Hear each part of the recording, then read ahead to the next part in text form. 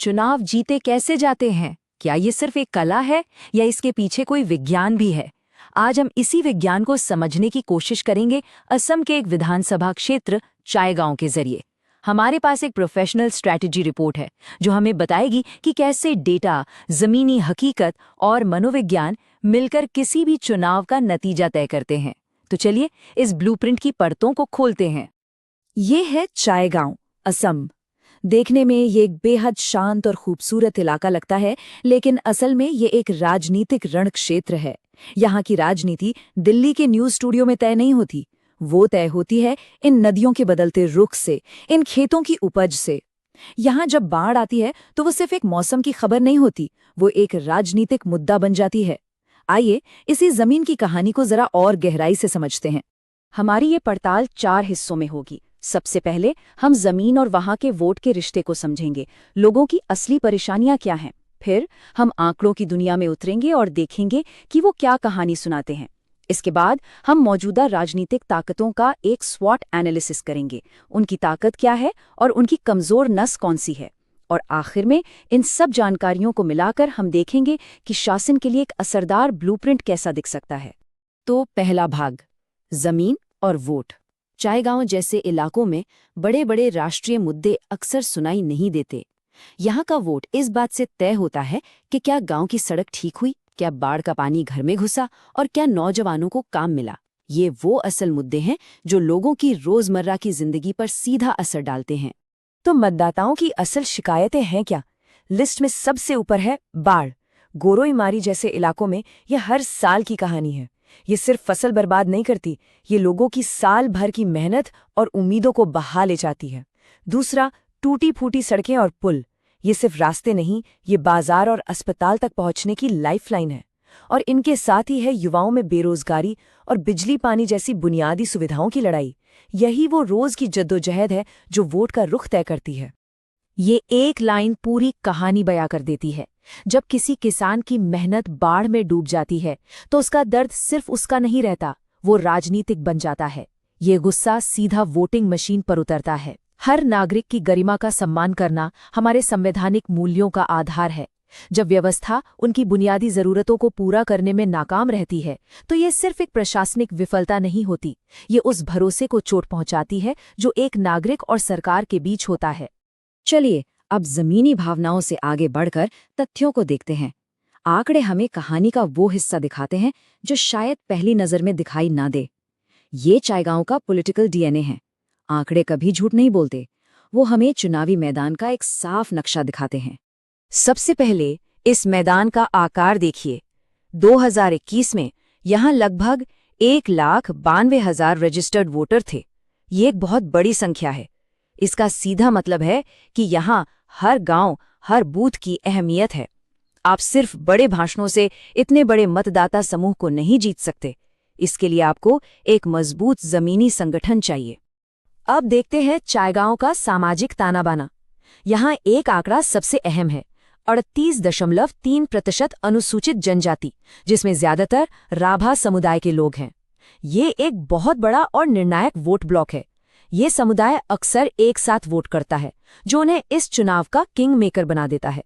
इसके अलावा 14% मुस्लिम और 8% ईसाई आबादी भी हैं, जिनकी अपनी राजनीतिक अहमियत है। किसी भी पार्टी को जीतने के लिए इस समीकरण को साधना ही होगा। 2021 के नतीजों पर एक नज़र डालिए। इंडियन नेशनल कांग्रेस को 56.3% वोट मिले।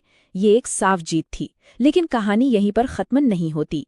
एनडीए की सहयोगी पार्टी एजीपी को भी करीब 39.5% वोट मिले। ये कोई मामूली आंकड़ा नहीं है। ये दिखाता है कि विपक्ष कमजोर नहीं है, उनकी जमीन पर पकड़ है और वो लगातार चुनौती पेश कर रहे हैं। और ये टाइमलाइन हमें सबसे जरूरी सबक सिखाती है। चायगांव किसी एक पार्टी की जागीर नहीं है, ये क्लासिक स्विंग सीट है। देखिए कैसे सत्ता एजीपी और आईएनसी के बीच बदलती रही है। इसका मतलब है कि यहाँ के मतदाता किसी पार्टी से नहीं बल्कि काम से वफादारी रखते हैं। यहाँ हर चुनाव एक नई शुरुआत है और कोई भी पिछली जीत को हल्के में नहीं ले सकता। अच्छा, अब जब हमने जमीन और आंकड़ों दोनों को समझ लिया है तो अब वक्त है एक स्ट्रैटेजिक हेल्थ चेक का। हम यहाँ मौजूदा पार्टी की ताकत और कमजोरियों का एक निष्पक्ष विश्लेषण करेंगे। ये किसी व्यक्ति के बारे में नहीं, बल्कि सिस्टम के काम करने के तरीके के बारे में है। कहाँ वो मजबूत है और कहाँ दरारें हैं। ये स्वॉट एनालिसिस एक दिलचस्प तस्वीर दिखाता है। एक तरफ ताकत साफ है, 3 बार के विधायक जिनका गांव-गांव में पर्सनल नेटवर्क है। ये पारंपरिक राजनीति की जमीनी पकड़ है। लेकिन दूसरी तरफ कमजोरियां भी उतनी ही साफ हैं। डिजिटल दुनिया में लगभग कोई मौजूदगी नहीं और पारंपरिक तरीकों पर बहुत ज्यादा निर्भरता।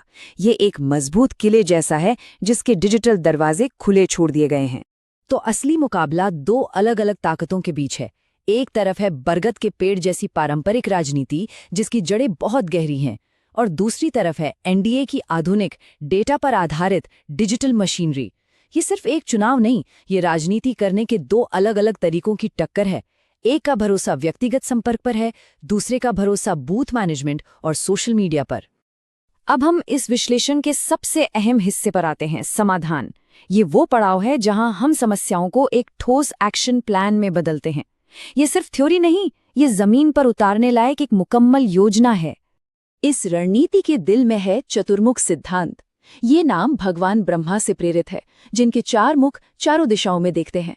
ठीक उसी तरह ये रणनीति भी 4 जरूरी मोर्चों पर एक साथ काम करती है: चुनावी, संगठनात्मक, नैरेटिव यानी कथा, और रिसोर्स यानी संसाधन। इसका मकसद है कि कोई भी मोर्चा कमजोर न रह जाए। ये एक 360 डिग्री वॉर प्लान है। तो ये सिद्धांत काम कैसे करता है? इसके 4 स्तंभ हैं। पहला, चुनावी, अपने कोर वोट बैंक यानी एसटी और अल्पसंख्यक समुदायों को लामबंद करें। दूसरा, संगठनात्मक, अपनी टीम में नई ऊर्जा भरें, युवा और टेक्नोलॉजी समझने वाले कार्यकर्ताओं को आगे लाएं। तीसरा, नैरेटिव, एक मजबूत कहानी गढ़ें, विश्वास और विकास की। और चौथा, संसाधन, सही औजारों का इस्तेमाल करें। यहीं पर एक बात और जरूरी हो जाती है। जब हम व्हाट्सएप जैसे डिजिटल टूल का इस्तेमाल करते हैं तो भारत के डेटा संरक्षण कानूनों का ध्यान रखना भी हमारी जिम्मेदारी है। हर नागरिक की निजता का सम्मान करना और उनकी सहमति के बिना उनके डेटा का इस्तेमाल ना करना, ये एक नैतिक और कानूनी दोनों जिम्मेदारी है। ये स्लाइड इस बदलाव को बहुत साफ तरीके से दिखाती है। बाईं तरफ है पुराना तरीका, बड़ी बड़ी रैलियां और पुराने कार्यकर्ता, और दाईं तरफ है नया ब्लूप्रिंट। अब आप एक बड़ी रैली के बजाय किसी खास गांव को व्हाट्सएप पर एक टारगेटेड वीडियो भेज सकते हैं। अब आपके पास सिर्फ वॉलंटियर नहीं, बल्कि व्हाट्सएप प्रमुख हैं जो कुछ ही सेकंड में सही जानकारी फैला सकते हैं और गलत जानकारी का खंडन कर सकते हैं। ये तेज भी है और असरदार भी। और ये सब हमें इस आखिरी सवाल पर लाता है, चुनाव आखिर जीतता कौन है, डेटा या धर्म? यहाँ धर्म का मतलब है विचारधारा, विश्वास और लोगों के साथ वो भावनात्मक जुड़ाव। क्या एक बेहतर डेटा स्ट्रैटेजी लोगों के गहरे विश्वास को हरा सकती है? चायगांव का ये विश्लेषण बताता है कि आज की राजनीति में आपको दोनों की जरूरत है। आपको डेटा की सटीकता भी चाहिए और लोगों के भरोसे की ताकत भी। शायद असली चुनौती इन दोनों के बीच सही संतुलन बनाने की है, और जो भी ये संतुलन साध लेगा, आखिरी जीत उसी की होगी। अगर आप एक जन केंद्रित नेता बनना चाहते हैं और अपने निर्वाचन क्षेत्र को ऊपर उठाना चाहते हैं तो blueprintstrategies.ai से mgr@blueprintstrategies.ai पर संपर्क करें या 08042041602 पर कॉल करें। Purpose beyond politics.